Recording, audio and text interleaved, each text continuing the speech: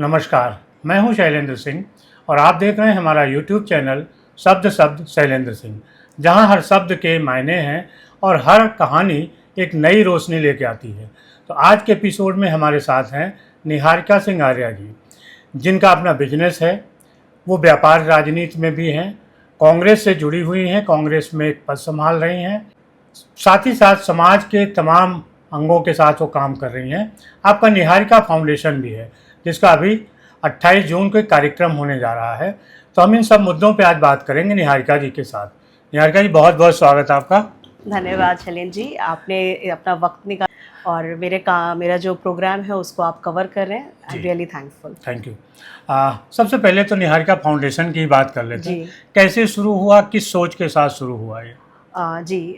Actually जब मैं यहाँ पे लखनऊ में मैं आई 2010 में, तो पहले हुआ कि क्या करना है, किस तरह से करना है। तो देखा कि परिवार में कोई नहीं है तो कहीं नौकरी तो कर नहीं सकते, तो ये हुआ कुछ बिजनेस करते हैं। अच्छा। तो फिर मैंने हस्बैंड से भी डिस्कस, तो बोले हाँ ये अच्छा रहेगा कि वो बिज़नेस से स्टार्ट कर लो, तो घर भी लुक आफ्टर रहेगा, बच्चा छोटा है और फैमिली मेम्बर्स में ऐसा कोई था नहीं। तो फिर मैंने अपना बुटीक का काम शुरू किया। अच्छा। जी, बुटीक। तो उसमें हम लोग ने स्टिचिंग पार्ट भी रखा, कस्टमाइजेशन में हम लोग हैंड वर्क, ये सारा काम हमने लेके शुरू किया। 2011 में शुरू किया। अच्छा। तो अच्छा रिस्पांस मिला, काफ़ी अच्छा उसका ये रहा।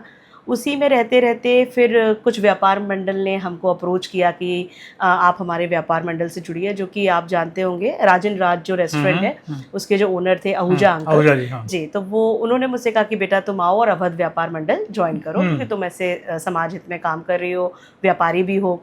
तो बस वहाँ से फिर ये शुरुआत हुई। तो वहाँ पे उन्होंने मुझे उपाध्यक्ष का पद दिया और फिर हमने वहाँ पे कई महिलाओं को भी जोड़ा जो कि अलग अलग तरीके के व्यापार कर रही थी, तो एक संगठन मिला।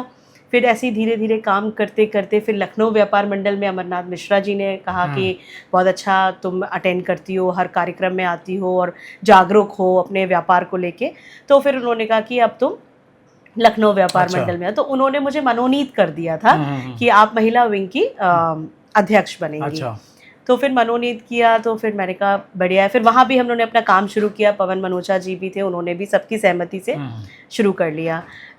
उसके बाद फिर मेरा समाज के प्रति तो मेरा रुझान हमेशा से रहा कि मैं कुछ ना कुछ अपने समाज के लिए करूं, जिस स्तर से भी कर पाऊं। तो कभी छोटा छोटा हम काम करते थे, फिर जब थोड़ा सा दायरा बढ़ा कि लगा कि अब थोड़ा और कर सकते हैं, तो पहले हमने 4 बच्चों की शिक्षा से शुरू किया था। हाँ, मैं 4 बच्चों की शिक्षा के लिए देती थी अमाउंट हर महीने। वो आहूजा अंकल ने ही मुझे बताया था, बेटा ऐसे ऐसे गरीब बच्चे हैं। तो मैंने कहा ठीक है अंकल, मैं बिल्कुल करूँगी। फिर वहाँ से करते मुझे लगा ये बहुत अच्छी चीज़ है, मुझे और भी काम करना चाहिए। फिर महिलाओं से जुड़ने लगे, महिलाओं की बात सुनने लगे, तो बहुत सारी महिलाएं बहुत सारी समस्याओं के साथ मिलने लगी कि हमको रोज़गार नहीं मिल रहा है, हमको ये नहीं मिल रहा है। तो उस पर भी काम करना शुरू किया। फिर अपना एक महिलाओं का संगठन बनाया और उसमें हर वर्ग की महिला, चाहे वो निम्न स्तर का व्यापार कर रही हो चाहे उच्च तरीके का व्यापार कर रही हो, वो सब लोग जुड़े, एक संगठन हम लोगों ने स्थापित किया।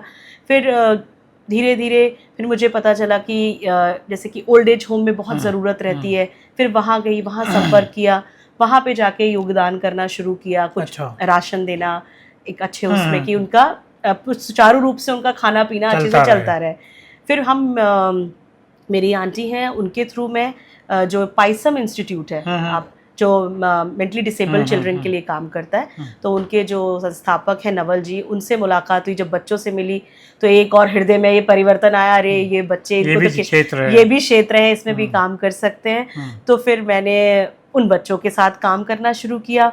नशा मुक्त पे भी मैं काम कर रही थी। बहुत सारे स्कूल्स, प्राथमिक स्कूल, कॉलेजेस में जाके बच्चों को ब्रीफिंग करना, उनको प्रेजेंटेशन दिखाना कि कैसे आपको नशे से दूर रहना है, क्योंकि बहुत ज़्यादा नशा इस वक्त बढ़ रहा था।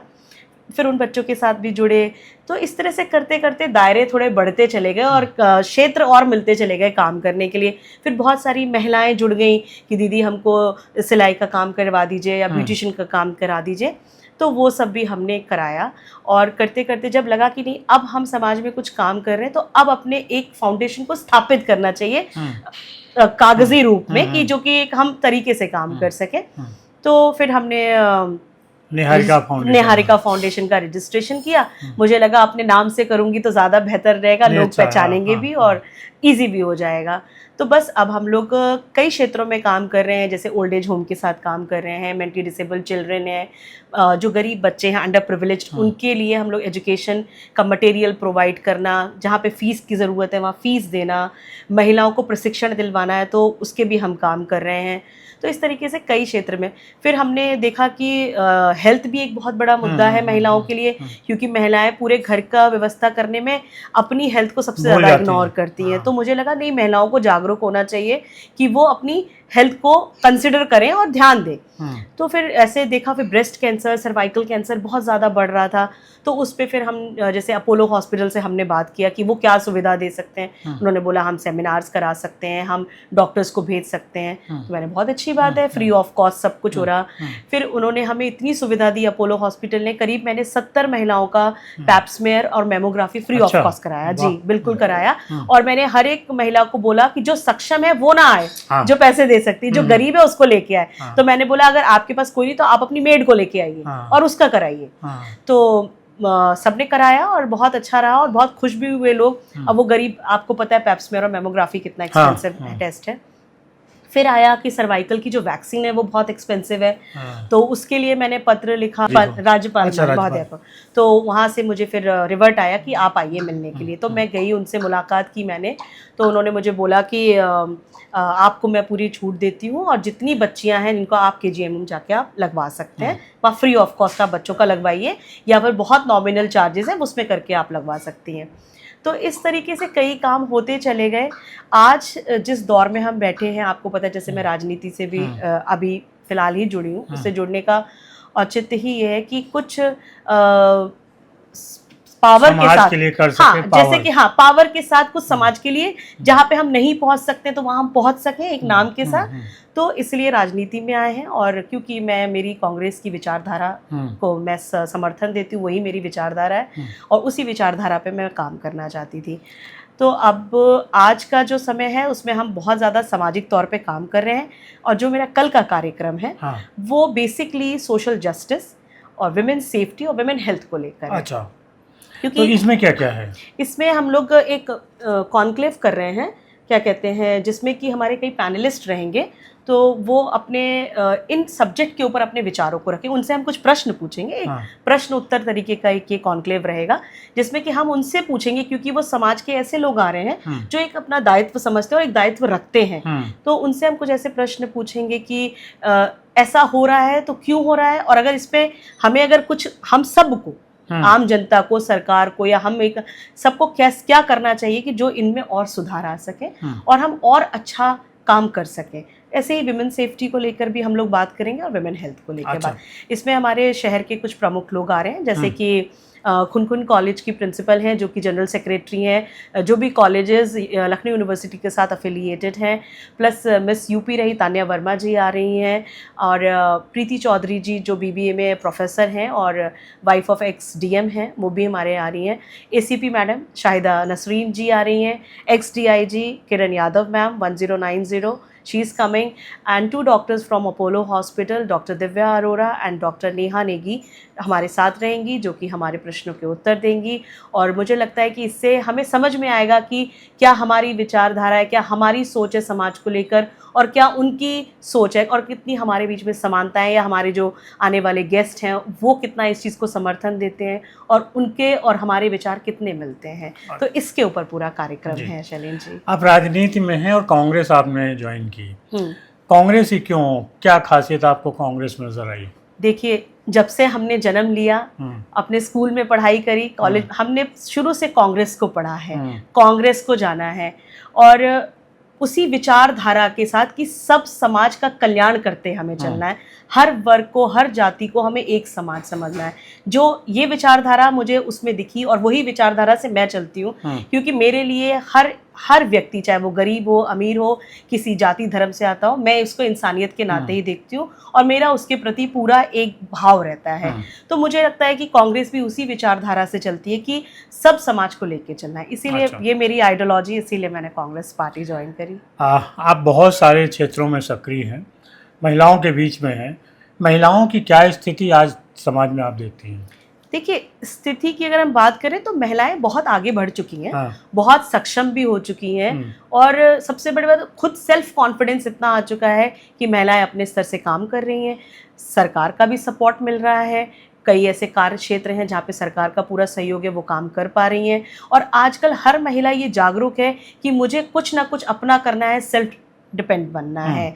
तो ये बहुत अच्छी चीज़ हुई है और ये होना बहुत अच्छी चीज़ है। पर मैं एक चीज़ ज़रूर बोलना चाहूँगी कि हम लोगों को मॉडर्नाइज होने में और वेस्टर्नाइज होने में डिफरेंस को बहुत समझने की ज़रूरत है, जो कि मुझे लगता है जो आज की जनरेशन है वो उसको मिक्स कर रही है। वो सोचते हैं कि मॉडर्नाइजेशन मतलब आप वेस्टर्नाइज हो जाइए। वेस्टर्नाइज होना नहीं, हमको मॉडर्न बनना है, modern in terms of technology, in terms of work. हमारे अपना भारत का क्या कल्चर है, हमें उसे नहीं छोड़ना है।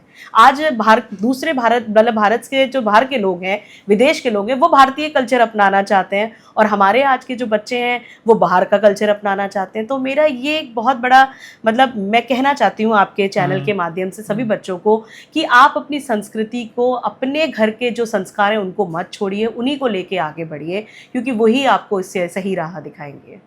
अच्छा, भाभी एक नैरेटिव बहुत चल रहा है, आपने भी अखबारों में, सोशल मीडिया पे बहुत सुना होगा, कोई नीला ड्रम है, कोई कैसा है, कोई हनीमून पे गया ढकेल दिया, और इसको लेके क्वेश्चन मार्क खड़ा किया जा रहा है। जैसे लग रहा है कि जो पूरी दुनिया में यही हो रहा है, पूरे समाज में यही हो रहा है, और उसके जरिए शादी को भी टारगेट किया जा रहा है। आपको क्या लगता है कि ये जिस तरीके का नैरेटिव गढ़ा जा रहा है उसका क्या असर पड़ेगा समाज पे?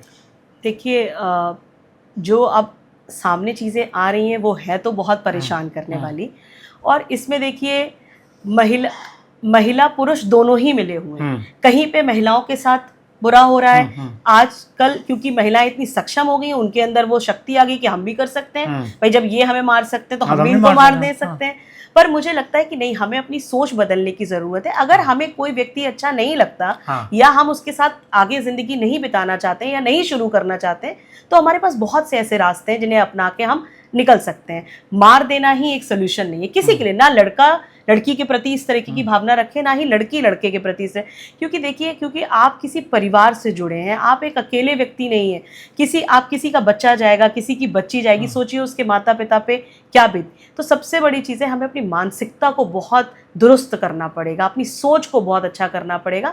अरे आज इतना ज़माना खुल गया है, आप जाके सीधे बोल दीजिए कि हमने कौन क्या कर लेगा। इतने तो आपको अधिकार मिले हुए हैं महिलाओं को। अरे आप पुलिस प्रोटेक्शन ले लीजिए, आप कोर्ट में जाके अपनी बात को रख दीजिए, ठीक है कि नहीं करना मुझे, पर मार देना, ये करना, ये तो कोई सोल्यूशन नहीं हुआ। और ये चीज़ें बहुत दहशत कर रही हैं।